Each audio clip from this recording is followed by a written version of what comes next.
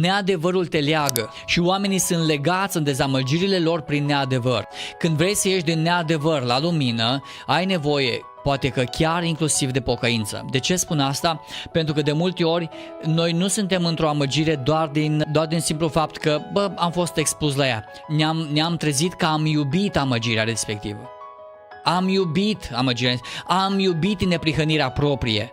Și da, când a fost ca să ne ducem și să experimentăm lucrările lui Dumnezeu prin neprihănirea și prin meritele noastre, am ieșuat complet. Vreau să spun, de asemenea atitudini trebuie și să ne pocăim, nu doar să le schimbăm. Va trebui să spun, Doamne, iartă-mă că am considerat că faptele mele sunt mai presus decât jertfa Ta.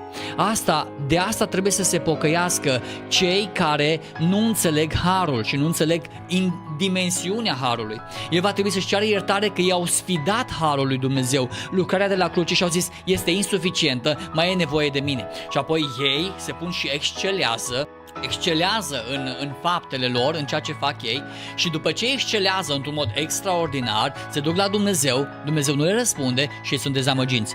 E nevoie să te pocăiești, de acea dorință de a-i demonstra lui Dumnezeu că tu faci fapte minunate. E nevoie să te pocăiești.